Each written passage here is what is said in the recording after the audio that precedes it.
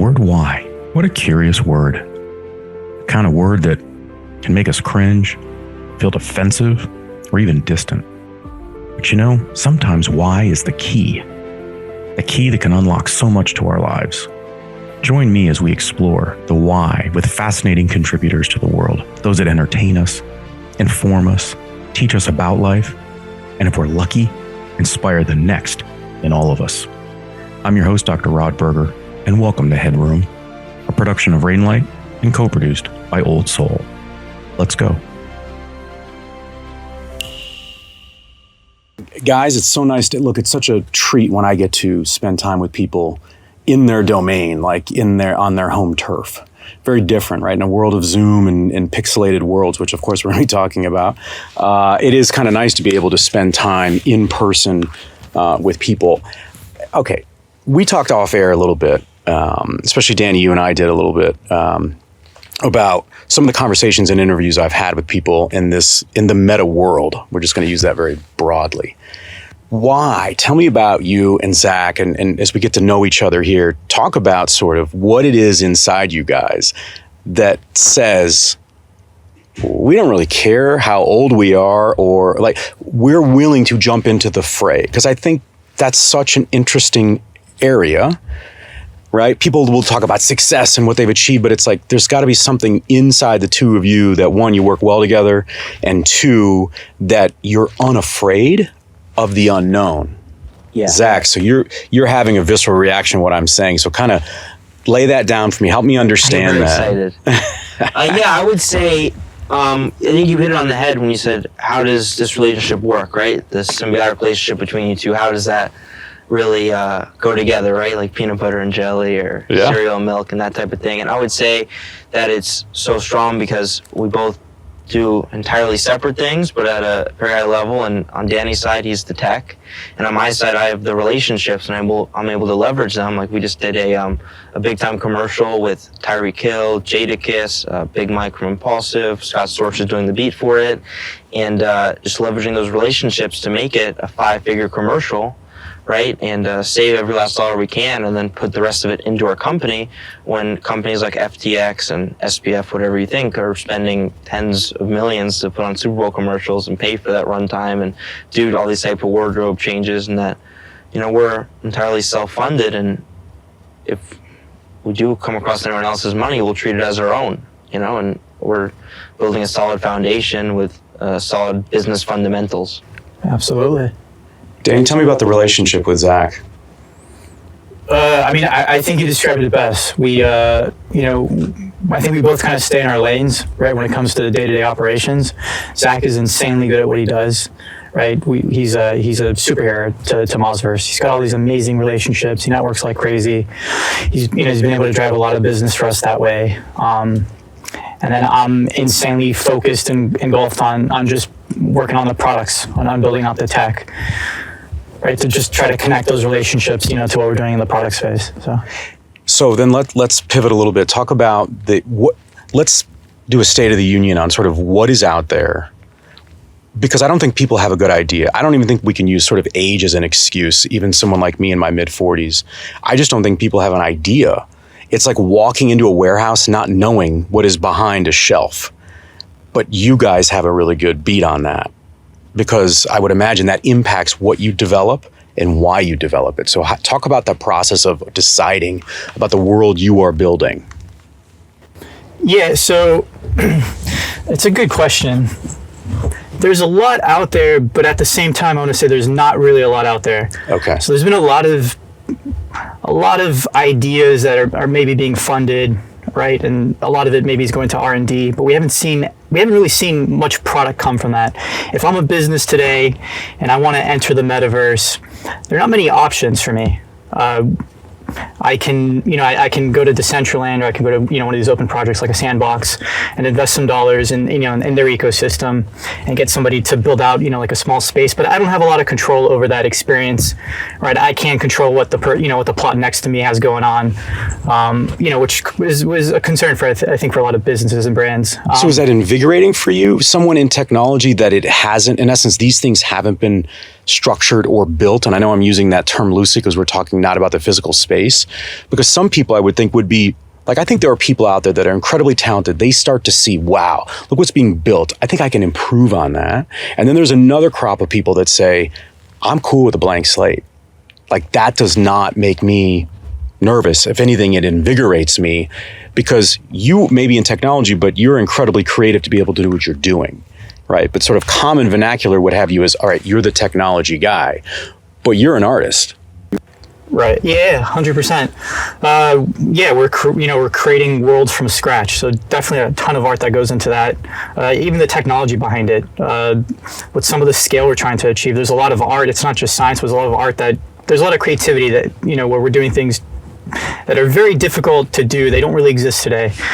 So kind of piecing that together is an art in itself. And I think for us, what we're trying to do is, we want to make the metaverse a possibility today, right? Not 5 to 10 years from now, which I think is what a lot of our competitors' timelines look like. So, and not just make it, a thing today, but make it accessible, make it cost effective for businesses, especially with the state of the market that we're kind of entering. So because you're building from scratch, tell me about the thought process and understanding if something is actually working. Like, it's one thing if we go outside and we look at a car and it's like, well, why is this not working? Well, we have generations of data on why a vehicle is either working or it's not, right? Just the engineering behind it. But if you're building a world from scratch, because it's interesting, we're going to look back in 20 years, right? And go, man, I'm going to say to myself, man, when I sat down with those guys, this is kind of where the world was at. And now look at it. Like, we didn't know what we didn't know. So how do you instill in sort of your own practices from a technological perspective, sort of that quality control, or at least the questions that keep you sharp? I would say from my perspective, just since I've known Danny, that he is the single biggest expert I've come across in all things blockchain, Web3, whatever you name it. So he's always on the cutting edge. And I think what's been the most invigorating, as you said earlier, and the most exciting is the fact that the ideas and concepts that we had over a year ago in 2021 are starting to take place, where we've been wanting to democratize the metaverse and Web3 and all that type of stuff. And now, and we really wanted to empower brands and people alike to be able to build their company and brand in the metaverse and have their own identity. And now we see the Nikes and we see the Gucci's trying to establish themselves in the metaverse, and we say we hit it on the head in 2021. We were kind of against the grain back then, doing something that other people weren't doing, and now heading into 2023, that's where things are heading towards, and our timing is perfect for Mozverse and the brand alike. And then as far as Ultranode goes, our product, it's the fastest. It's the fastest, and it's also the best performing. But if you just measure the speed, the pure speed, it's the fastest compared to all of them. So that's usually a pretty good indicator. Now, because maybe we're sitting in a music studio here, I'm going to just use some words that maybe lend itself to music production in this way. But so Zach, so talk about the messaging, right? So it's one thing for Danny to be building something that hasn't been built, right? It's another thing to be able to take that, see what's developing, and then craft words around it, almost like a song, to then pull people in, right? Because you're an influencer. People like to be around you. They gravitate towards you. That's incredibly beneficial. I'm hearing from what Danny's saying, just as what you're collaborating on together. But man, that's an art and a science to be able to nuance the rhythm and the pacing of what you're not selling, I guess, but what you're introducing people to. Yeah, it's a big change, right? When you talk to a lot of people, they say, well, what's Web3? I'm one of those. So that's definitely a challenge in finding those right words. I think the biggest thing that helped me is being on the ground floor and actually being at the event. Something that I'm really excited about, and what's really driving me lately is our live stadium. And that you just talked to Scott Storch, and he's going to be a big part of Live Stadium, and that's going to be for music performances and sporting events as well. And that's going to be just an experience where the audio drives the visual and the visual drives the audio, to where when a linebacker makes a crunching hit in a running back, you feel it in your bones, like you're on the 50-yard line on the field, or if a boxer lands a knockout punch. It makes me want to sit up a little straighter here, Zach. Yeah, it's exciting, and those are the type of experience that I've been lucky to experience as an influencer, and that I've had the privilege to be able to. I'm grateful for that, and I think we're trying to allow millions of other people to have that same experience, right? Or there is a Versus concert with Jadakiss, to allow people to be on stage with him, to where they can touch him and offer a meet and greet after, and to feel that raw energy and that passion that the music provides for you. That's a different experience than watching through a phone screen.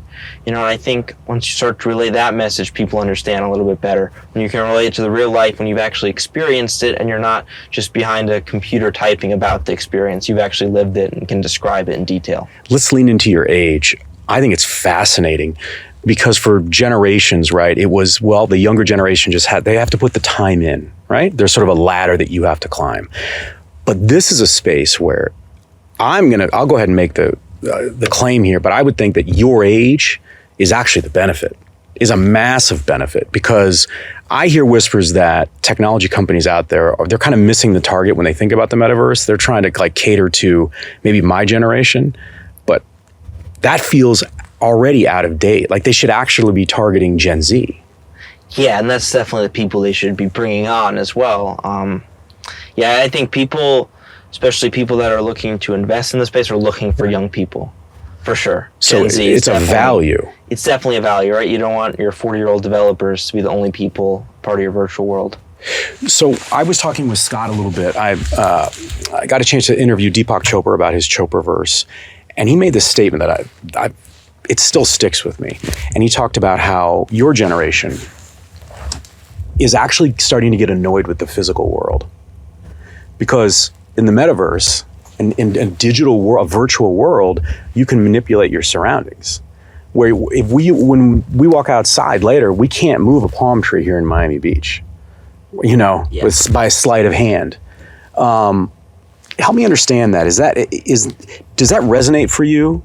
That concept of being more comfortable in a virtual space than a physical space? Yeah, absolutely. And I'll get into my background a little bit. I've been a lifelong gamer, and that's where really the metaverse is at right now, if you really look into it. And growing up, I played tons of video games, Madden to all types of sports games. My background's in sports, but other ones as well. And eventually I watched the movie Ready Player One, which definitely opened my eyes to the possibility of the metaverse and Web3 and everything alike. And later on, after that, I would play VR chat with my brother, who isn't into the same things as I am, but it allowed me to connect with him on a deeper level. We both had this common interest of the metaverse and virtual reality and an immersive environment, right, as we talked about. And then after that, I really got into it. I read the book Snow Crash, and then I met up with Danny. But the concept of a virtual immersive world where I can hang out with my friends and chat, and especially, I think it amplified with COVID as well. Yo, I'm sure. Tell me about that book. So Snow Crash? Yeah, so that's the first iteration of the metaverse. That's where it was first mentioned, as well as the term avatar. And it's just really the origin of the metaverse and the concept when it was fleshed out. So to both of you, I think it's fascinating. I saw where, as we're starting to understand there are new rules to the game, right? I mean, we don't have to name the company, but Danny, we were just talking off air about how, there's a certain very iconic brand that even just months ago said, oh, we have no sort of reason to partake in the metaverse, and that turned very quickly. Oh yeah. That's going to change so much. And I saw something that, again, this may just date me, but this concept that, a CMO traditionally is a chief marketing officer, right? And now we're talking about corporations having chief metaverse officers. So extend for me. So we're talking about entertainment and what Mozverse do, and we want to get into NFTs and sort of the marketplace component of it. But let's go down that path of the transactions, sort of the market, the business of the metaverse.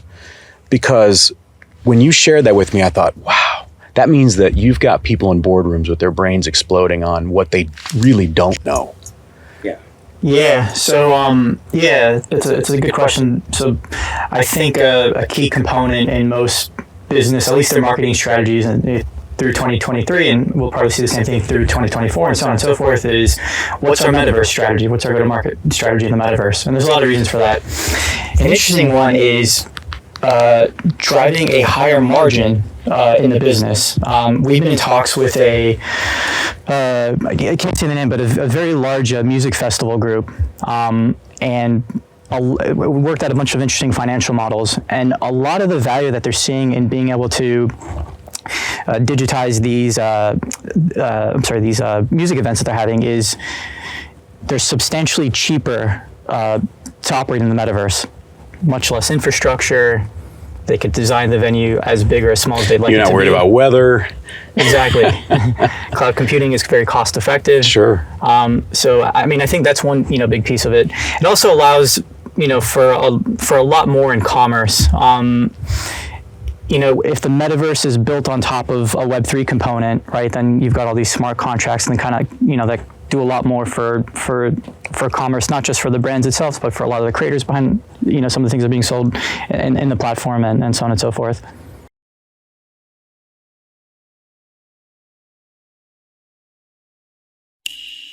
Headroom is produced by Old Soul, a one-stop marketing agency that understands the power of brand and nuance.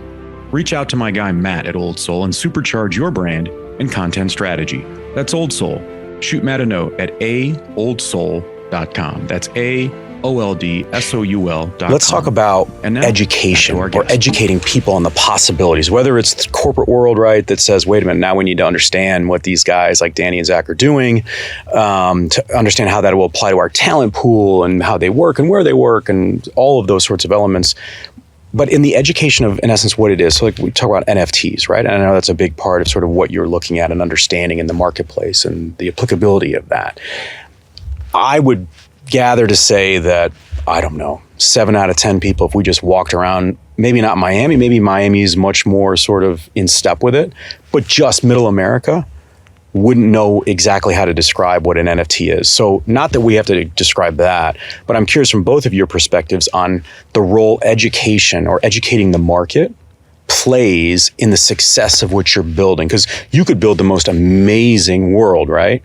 But if people at their own sort of foundational level don't understand exactly what it is, I think the psychology of people is that if I don't understand it, I don't want to feel sort of dumb in the moment, so I'll just avoid it.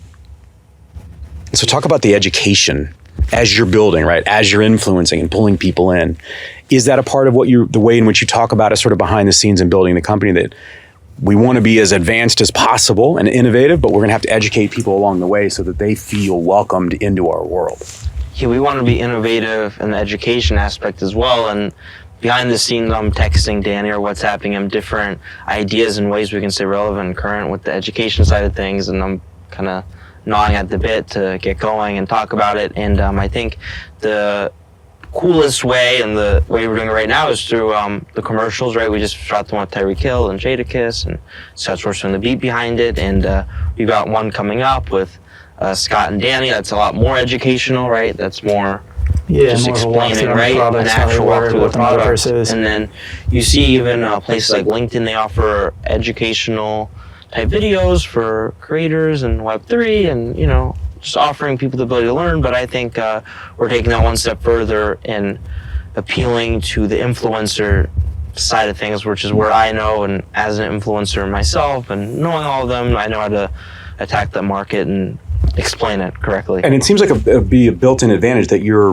now I don't know, did you decide, so you just touched on it there, Zach, that sort of the influencer component, but pulling into your world in the Mozverse, the entertainment piece feels like a really nice soft sell to get people in who otherwise might be sort of reticent about something new. And maybe I'm talking generationally here, but when it's around entertainment, that can feel less, I don't know, sort of off-putting or stressful to some new technology, right? I mean, think back to when the iPod came out and the iPhone, people just didn't understand it. Now the younger generation did, and now it's commonplace. But talk about sort of the impact of entertainment and live stadium and how you think that's going to impact your business plan. If you look at the first product, it was the iPod Nano. It was only music, right? So I think entertainment's always the first adapter, along with some other stuff we don't have to talk about, but adult stuff. But yeah, I think entertainment's definitely easy for people to grasp, and it's one that is applicable to anyone on the planet. Yeah. M&E tends to, I think, be early adopters to utilize technology for lots of reasons, to better understand the consumers, to be able to provide better experiences to their consumers. We think it's going to be a huge part of our business. The amount of feedback that we've been getting on the live stadium product from lots of large brands in the M&E space has been amazing. It's a whole new channel, not just of revenue and opportunity for them, but it's a whole new way to deliver an experience to their consumers, which didn't exist before. What inspires you, Danny? Like, what do you do in your off time that gets you sort of, I don't know.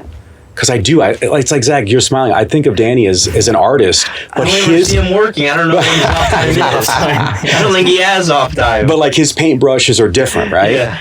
And so what inspires you, or what do you sort of pull from when you think about what my experience might be in a live stadium kind of product? Yeah, internally, just my own life experiences. What would I want to get out of this?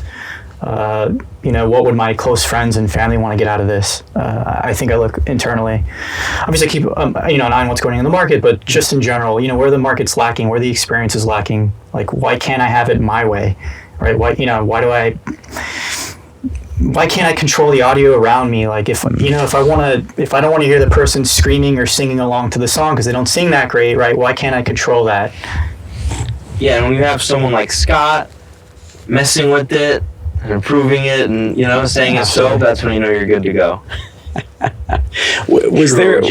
Danny, was there an advancement sort of in the technology that was sort of the final threshold that you needed to cross to say, all right, I'm in, we need to be doing this? Tell me about the decision that you guys, when you said, all right, we're doing this, we're going to work on this together, because now the technology has gotten to a point where we can dream big and realize it now as opposed to 5-10 years. Yeah. I think like most entrepreneurs, we're insanely optimistic. When we started this, had no idea how difficult putting together some of this tech was going to be. Kind of just lived on hopes and dreams for a while. So I guess we're thankful that you weren't aware of that, because otherwise would you have continued, do you think, or? No, I think, and this probably goes for most entrepreneurs. I think if you really understood the battles and the challenges you're going to face, over the next 5 years of your life, you would never get into, to be a maniac to do something like that. So, I think part of that is just being a maniac and not caring, just going to get this done one way or another. Is it controlled chaos?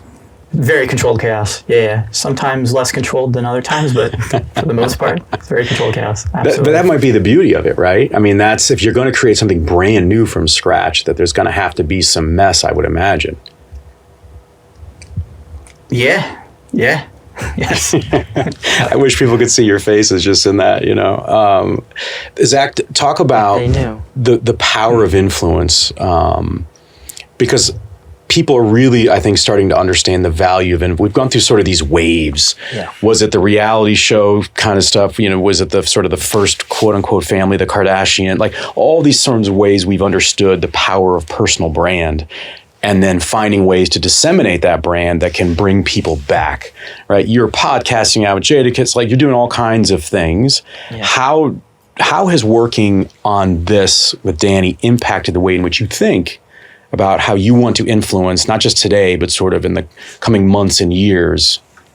Yeah, I would say, speaking at a point earlier about the keeping up with the Kardashians, I think the next big thing is going to be keeping up with the Moslins when we get Danny's family and his babies and his dog.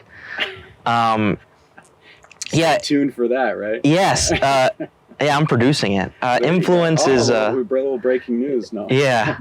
Influence is so important, and the creator economy is going to be such a huge part of Web3, and that's been something that I've been so focused on, is that influencers like me and others who are able to monetize their brand and sell a product or a skill right now are having to work under big companies who take 30%. And I think we're tired of that, and we want a way to be able to monetize our brand and product and to be able to receive 100% of the benefits. And Mozverse is aiming to make the best possible impact towards the creator economy and not overrule them, and to democratize it and make it as seamless as possible for the influencers to get on and be a part of it and to really embrace it.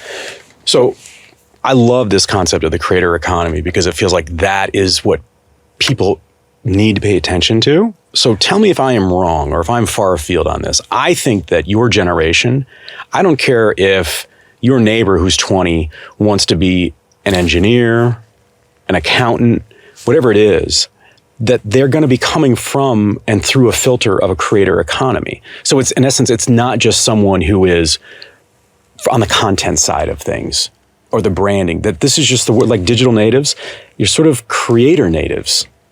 That's what it feels like. And that we have to jump on board with that, because to your point, you're going to be, you're authoring this next chapter. Should we think more broadly about the creator economy and that that's what's really going to flourish inside like the Mozverse? Yeah, I would agree with that, and that the creator economy has definitely a bigger impact than people know. I think influencers have more power than people realize as well, and I think we're starting to see it. The Paul brothers are fighting Floyd Mayweather and other people, and Mr. Beast has a 9-figure brand, 10-figure brand maybe. The power of influence has never been higher, and yeah, I think Gen Z is definitely driving it, to your point, where it could be your 20-year-old engineer neighbor. And I think everyone is taking in content from someone that's contributing to the creator economy as well, right? Everyone's Googling and going on YouTube and trying to solve problems, and those are the people driving it, right? So yeah, it's definitely the modern day problem solver solution, where we're going, and those are the future generation stars. As opposed to the people coming up now are going to fade away. It's going to be the influencers, the YouTubers, the TikTokers. As much as people maybe want to fight that, those are going to be the A-list celebs coming soon. Danny, what is the opportunity for corporations when we think about the Mozverse, or just from an industry perspective? You know, we said earlier about that one, not to be named iconic brand that just was very like standoffish about the metaverse in general, right? So what, if they're listening, right? But like, what's the opportunity maybe that they don't even realize? This is where the world's going. This is where the market's going. And this is where your aging consumers are going. 5 years from now, Zach's going to be 25. 10 years from now, he's going to be 30. This is how he operates, and this is how he's going to continue to operate for the rest of his life. So I'd say for them, more than listen, they need to engage. They need to get involved. Every part of their business is going to be affected by this. Can you give me an example, just from my own sort of edification, like to understand how do you think it would play out? Like if we talk about a chief metaverse officer and these sorts of things, like whether I'm in manufacturing or you pick whatever you want. I think it's fascinating to think about how you think through the sequence of how somebody might incorporate in a metaverse into an existing company and product. Yeah, so I'll give you a super simple example. I was on a Zoom call yesterday. I was on several Zoom calls, right? And I was with another business, and let's say pre-COVID, when there was a lot more face-to-face meetings, right? A lot of times we'd either meet at somebody else's office, or we might meet at a coffee shop, right? Like a Starbucks, and have a meeting in person. For a brand like Starbucks, those meetings are no longer happening. If Starbucks had, a publicly available metaverse, right? It was just a virtualized coffee shop, right? Where I can purchase Starbucks merchandise, and it was just open for me to be able to host, right, some sort of a Zoom meeting in that virtual Starbucks, even though I'm not physically at the Starbucks. It's a huge opportunity for Starbucks. Every single meeting that's taking place cannot happen in a virtual Starbucks, and Starbucks can move lots and lots of merch that way. So does it require, so that's a fascinating example, does that require a change or sort of a recalibration in our understanding of what we're buying and selling, right? Because if we, sort of old school classic, it's like, I'm going to go sell Zach this pen or this bottle of water, right? Like that's the transaction. But we're talking about sort of changing a sales cycle and understanding sort of the role and the influence of seeing a brand, being within a space branded as such, and how that might impact my behavior as a consumer. Right. Yeah. So I think, the bigger thing to sort of consider is how we sell something as opposed to, what we're selling. What we're selling is going to change a little bit. If you think about the amount of time, you mentioned earlier you have kids, the amount of time your kids probably spend on social media or just consuming content. There's a lot of value in that.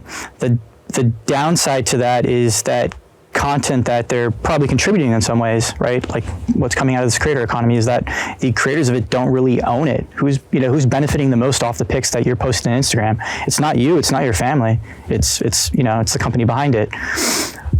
So I think brands need to recognize that there's these changing channels and this whole new world that they can start moving merchandise through. If I can start digitizing, right, creating virtual forms of these items that I currently sell, so that your kid can, use it as an AR filter, right, or place it on their, avatar in some game that they're a part of. I think there's massive amounts of opportunity there, and that's to kind of help answer, what might change in terms of what you're selling, and then how you sell. I think is probably the bigger thing to look into, which is, what are these new channels? What's a new way for me to sort of show my product to my consumers in a more immersive manner, in a manner they can better understand and better feel and better connect with, right? And I think the metaverse is the perfect gateway to, just kind of help facilitate that. So I want to be careful in this, we're talking about a pandemic, right? Because there were a lot of lives lost and families impacted around the world. But I have to wonder if there's a silver lining in that. It forced us, and those that are not creative and technical, talented like you guys are, to experience a world where the majority of our interactions were actually through a Zoom or sort of not within a physical space, that could actually collapse timelines in the adoption curve to feel a little bit more comfortable in the metaverse, to participate in the Mozverse and go, I didn't know I'd be doing this now, but I'm here, and I had 2 years of sort of virtual meetings. And so this does feel like a natural next step. This is not just, this is what the other younger generation is doing, and give them 20 years for it to sort of take hold. Yeah, I mean, I think even if you go, go back to, before I was even born, think about the early days of computers, these big refrigerator machines. You'd only interact with the computer in an industrial setting if you happen to work at a company that happened to have a computer, right? And there was sort of this transition to where most people that worked at bigger companies had a big desktop computer at their desk. And then there was this transition to where most people had, most families had a desktop computer in their home, right? And that was sort of how you would connect to this digital world. And then that sort of transitioned to where most people had, laptops, and computers were portable. I could take my computer, to the library with me. And that's how you connected to the digital world. And then there was a huge transition to where every day is a mobile device. And I'm not quite, but very close to always connected. And I think the metaverse is just the next iteration. It's just, a closer fusion between IRL and like this digital world that we spend lots and lots of time in. What do you think, Zach? I agree absolutely. In the pandemic, which, you spoke on, is a sensitive topic, and one that, shouldn't be taken lightly, but I think there were a few silver linings. And the fact, I think that's what allowed us to originally brainstorm and come up with Mozverse. Yeah. And so it was born really during the pandemic. Yeah. And I would say our voyage into NFTs was also driven by the pandemic. We had discussed doing a virtual world, for Mozverse, and this was years ago, which in any other space you'd be like, it's not that long ago, but for Web3 it's like 4 decades. It's like dog years, right? Yeah, it's like dog years, maybe even more so. And this was a little bit, after we had already, started discussing the virtual world. I had went over to interview my friend Logan Paul in LA for talk about his brother Jake's upcoming fight, which had no fans there, and the buzz was hot. No one had anything to do, and before I was interviewing him, he was telling me about NFTs, and he said, "Zach, you got to get into NFTs."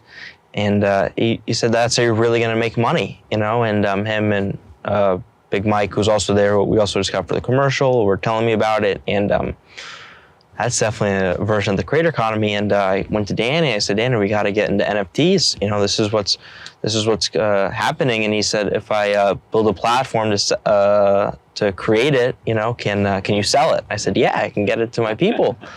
And that's where I think the second turn of the company went. And now we keep shifting and moving. And I think the stars are perfectly aligned for a 2023 launch, with the way it's moving, with the brand starting to come around, as you spoke about earlier, and all of our ideas coming into fruition with, absolute legends like Scott Storch in the fold as well. How do you build trust? We're talking a little bit about, we think about like the cryptocurrencies and all these different elements that are sort of swirling, and everyone sees all the headlines, right? And some of the big news that has happened recently.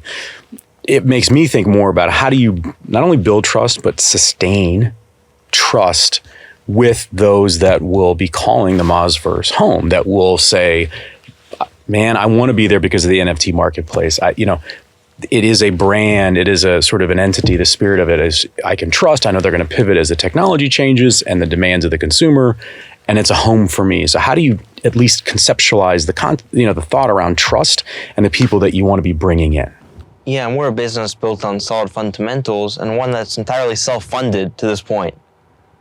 Right, so I think that's a big point, right? That we're not. We put our own dollars into a lot of them. Yeah. This is not a fly-by-night, which so many people I think get so concerned about, right? Yeah. Because we're so used to these, you got to test it for, eons, and if that doesn't happen, then we start to lose consumer confidence. Yeah, and we don't have a token either. No, we don't have a token. Unlike most of what you've seen come out of the crypto community over the last couple of years, we're very traditional in terms of the foundation that we built our business on. Business values, ethics. Yeah, 100%. Where a lot of companies, a lot of projects put together a white paper, i.e. ideas, hopes, and dreams, and they're able to raise funding on that, and they hope to take that funding to build out a product. We sort of did in the reverse, and not the reverse in the modern sense, but what you'd actually do traditionally, which is build a product, invest money, build a product, build something that people want, test it really well, make sure it works really well, and then bring it to market. And that's what we've been focused on doing for the last couple of years. So I'm going to wrap on this. I'm going to ask you both individually. So I'd love to know how you think of yourselves. Danny, are you an entrepreneur? Are you a creative, a creator? Are you a vision? What do you think of yourself? Because I think it's fascinating, especially it's like recently I moderated an event for high school students and with VCs, right? And to watch their eyes get big, to understand the chasm between them sitting in the audience and these individuals that are representing, $50 million deals. It feels so far, but yet they have such aspirations to get to where those people are on stage. And I think it's fascinating for them to hear from entrepreneurs that have had success, even at an early age, because I think we can learn and sort of lean into that as we get to know and connect with people on a much deeper level through a metaverse and a Mozverse. Right. Deep down inside my heart, I'm an entrepreneur. I think more than anything else, I'm a problem solver. And, some of the problems that I spend my time solving may not even exist yet. But that's what I say I am. When did you realize that you were good at being an entrepreneur? Was there a moment where you kind of laid down at night and said, it's like someone realizes I've got a talent? Yeah, for me, I think it's been the opposite. I never feel like I've done enough, or I've quite gone there yet. And I'll probably be that way for the rest of my life, and that may be what drives my success. But I'll let you know if I ever. It sounds a little more old school in that way. Yeah. I don't know if it's healthy or not, but it drives you. Yeah, it definitely drives me. Is it fear of failure or just the pursuit of perfection? I just feel like I haven't done enough. Like there's more in me. Why hasn't more come out? Why haven't I? Why am I not producing more? Why have I not created more? Why don't? You haven't bumped into a ceiling. Haven't bumped into a ceiling. No. Zach, what about you? How do you describe yourself? And you know what? Let's play a little game with you in this regard, because you're good with your words. Obviously, you're very engaging, right? Let's say you can't call yourself an influencer. Oh, sure. I would say. I thought I'd stump him there, Danny. No, I would say, the biggest thing as far as the Mozverse realm is that I am is a relationship builder and an evangelist. An evangelist. Yeah, and I like to evangelize and connect with the people, and I luckily have been able to build great relationships, and we're able to leverage those relationships and to stick to good business fundamentals while leveraging those relationships, right? Not blowing millions of dollars of our investors' money or something insane like that. And aside from that, man, I won't say influencer. I would say, a little bit tricky, you. I always say a sports analyst, commentator, handicapper, on the sports side of things. And that drives a lot of what I do with Mozverse as well. And live stadium is what gets me going and thinking about all the unique experiences that we're going to be able to provide to sports fans across the world, and boxing and football and basketball, and the World Cup's going to be there. And Mozverse is going to drive it all because we're ahead of everyone else. And it's really exciting for me. So I would say I'm all of those things, and I'm getting hyped up thinking about it. And just like Danny, I never feel like I hit my ceiling. I always feel like I can do more. I'm always feel like I haven't done enough, and that I try to squeeze more to do into my work day. And no, I'm never satisfied or think that it's good enough. There's no place for me to be sedentary or to relax or put my foot off the gas. We're working 24/7 around the clock. What does this guy mean to you? He means a whole lot. Without him, we wouldn't have anything, right? He's the building block. He's the background. He's the guy who puts all together, makes it all happen. Like I said earlier, he's the absolute biggest expert in the world as far as anything to do with blockchain technology. And he's certainly a visionary and someone who understands the power of branding and influence as well along with that. So he's a unique cat who can, he's a leopard who can change its spots. I like that. And he's able to put on different hats and to understand. And another thing that is really well is he's able to not only conceptualize it and build it himself, he's able to explain it to others. And a lot of people that are freakishly smart and have the type of understanding aren't able to describe it to other people as if they're not as educated as they are, which obviously is so much. He's such vast knowledge, but he's able to break it down and explain it to anyone. So I think that's another really unique thing he does as well. Danny, what's it like to hear Zach reflect on what you mean to him? He'll never say it out loud, so I have to say it for him. What's it like to hear him reflect on just your impact on him? Insanely humbling. I'm blushing a little bit. Yeah, I mean, that's the makeup in it. You know what's so interesting is it's a little bit like I had a moment just hearing you talk about Danny, Zach, where I'm thinking, I wonder if I'm going to look back. And this is sort of like your Good Will Hunting, Ben Affleck, Matt Damon moment, where these two young guys who are not satisfied, and I mean that in the best way possible, meaning you're not just sitting on your laurels going, yeah, we've had some success in other things, we can just kind of play around here, right? You've put all your chips in, and you're pushing as hard as you possibly can when it's controlled chaos, and maybe not even that controlled. And yet, I wonder if in 20 years, I'm going to look back and I'm going to see you guys on the cover of a magazine going, man, they did it. Like, you get that sense. Do you allow yourselves to think in the future like that? Or is that part of the genius of the two of you guys as a team that you don't, and that keeps you humble and on the ground floor pushing as hard? I have no time to focus on the future, do you? It'd be great if I did. Boy, this is when I wish this was on video, right? Because Danny's face is great. You can't even think about the future. And isn't that the irony though, Danny? You're actually authoring the future. Yeah. If there's anything I'm taking away from this discussion is that you guys are authoring the future. You're laying out the red carpet, Zach, right? And yet you guys can't think about the future. Maybe part of that is we're authoring the future for everybody else, but not thinking about our own future.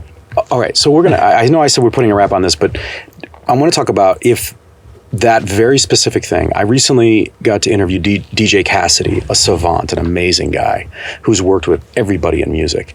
And we talked about, when he was 10, he would have his boombox on the bus. And he ended up being the guy that when he was a kid, he was DJing every party, right, with all his friends. He'd be the first one to get there with all his records. He'd be the last one to leave. And he would sit there watching everybody else enjoy the fruits of his work, right, his effort. And just sort of the understanding, the evolution of his personality and going back and forth in the loneliness. When I can be in the audience, I saw him at a concert recently going, this is an incredible experience, right? Does that resonate with you when you think about sort of to your point, you're building the future for me, but you can't maybe take the moment to enjoy it and think about it? Very much resonates. Yeah. Look how he physically just changed, right, Zach? It was like it really spoke to him. How do you take that? I feel the same way. I don't even like to think about the future or what can possibly happen. I'd rather just be in the moment and do it, because I feel like that would take away the drive and the desire to keep wanting to push and go forward, right? When you get too settled or too relaxed or feel like you already did something when you really haven't done anything, right? So until we change the entire world, I'm not with you. Yeah. Well, I am not into the handicap business, Zach. I'm a sports fanatic, but I'm going to handicap. Oh wow, I didn't know that. But I'm going to handicap here that you guys are. You have the ingredients. Not that you're asking my perspective, but there's something here. There's an energy and electricity, and there's which is amazing. I think we all would love to have this. Not that it's blind confidence, but it's sort of, you really don't care about the rear view mirror because you're going forward. And that is both admirable, and I think it's inspirational. I wish both of you great success in this next year. It sounds like it's going to be an incredibly expansive year, not like dog years, even more, right, to your point, Zach. And I'm sure that everybody's going to be hearing a lot more from Zach and Danny and Mozverse in the very, very near future. I'm your host, Dr. Rod Berger. Thanks for taking the plunge into Headroom, where we uncover the why behind the what and who impacting our lives. Headroom is a production of Rainlight and co-produced by our friends at Old Soul. I'm your host, Dr. Rod Berger, and this is Headroom.